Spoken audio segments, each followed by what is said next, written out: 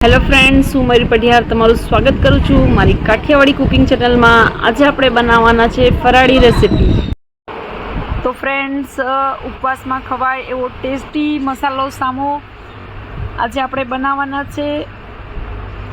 ખાવામાં ખૂબ જ ટેસ્ટી લાગે છે, બનાવવામાં લગભગ 20 થી 25 મિનિટનો સમય લાગે છે અને નાના બાળકોને બી ભાવે એવી આ રેસીપી છે।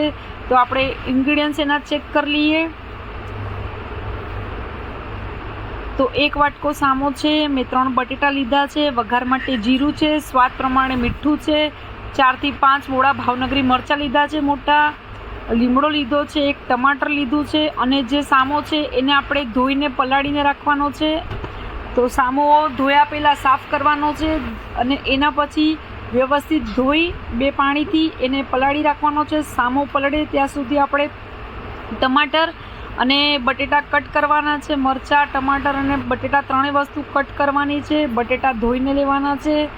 હવે સૌપ્રથમ આપણે કઢાઈમાં તેલ લઈ લીધું છે। તેલ થાય એટલે આમાં આપણે જીરું એડ કરવાનું છે। જીરું તતડે એટલે આપણે લીમડો એડ કરવાનો છે। લીમડો તતડે પછી અંદર જે મોળા મરચાં કટ કરીને લીધા છે એ લેવાના છે અને વ્યવસ્થિત આપણે એને હલાવી લેવાનું છે। મરચાં વ્યવસ્થિત તેલમાં ફ્રાય થઈ જાય પછી આપણે એની અંદર બટેટા એડ કરવાના છે।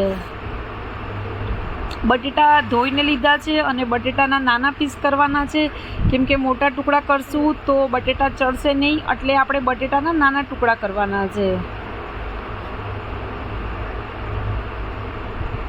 હવે આપણે એની અંદર સ્વાદ પ્રમાણે મીઠું એડ કરવાનું છે। મીઠું નાખતી વખતે થોડું ધ્યાન રાખવાનું। હવે 1 ટમાટર જે કાપીને લીધું હતું એ એડ કરવાનું છે। આ બધી વસ્તુ આપણે વ્યવસ્થિત મિક્સ કરી લેશું। સામો લીધો છે ધોઈને, એનું પાણી કાઢી અને એ પણ પહેલાં એડ કરી દેશું અને બધી જ વસ્તુ વ્યવસ્થિત આપણે એને હલાવી લેશું। અને આપણે જે વાટકો લીધો છે એ જ માપમાં પાણી નાખવાનું છે। 1 વાટકો આપણે સામો લીધો છે એની સામે 3 વાટકા સામા માટે પાણી જોશે અને 1 વાટકો બટેટા માટે જોશે, એટલે આપણે ટોટલ 4 વાટકા પાણી અંદર એડ કરવાનું છે, કેમ કે સામો પાણી વધારે એબ્ઝોર્બ કરે છે। ખાલી સામો લીધો હોય તો 3 વાટકા ચાલે છે, પણ બટેટા લીધા છે એટલે બટેટાને બાફવા માટે પણ આપણે પાણી જોશે, તો આપણે 4 વાટકા અંદર પાણી એડ કરશું અને વ્યવસ્થિત હલાવી અને કુકરનું ઢાંકણું બંધ કરી દઈશું। કુકરનું ઢાંકણું બંધ કરી અને લગભગ 4 સીટી પાડશું, ત્યાં તો આપણો સામો રેડી થઈ જશે।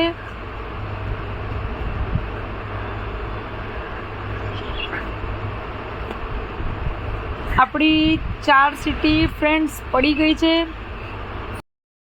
કુકર ઠંડુ પડે એટલે આપણે ખોલી અને ઉપર ગાર્નિશિંગ માટે જે કોથમીર લીધી હતી એ સ્પ્રિંકલ કરી લઈશું અને એને વ્યવસ્થિત હલાવી અને એક પ્લેટમાં દહીં સાથે સર્વ કરશું। તો ફ્રેન્ડ્સ, જો તમને આ મારી રેસિપી ગમે તો પ્લીઝ મારી ચેનલને લાઇક કરજો, શેર કરજો, કમેન્ટ કરજો અને સબસ્ક્રાઈબ કરજો। સાથે જ બેલ નોટિફિકેશનને ક્લિક કરજો, જેથી આવવાવાળી મારી બધી રેસિપીની નોટિફિકેશન તમને મળતી રહે। Thank you.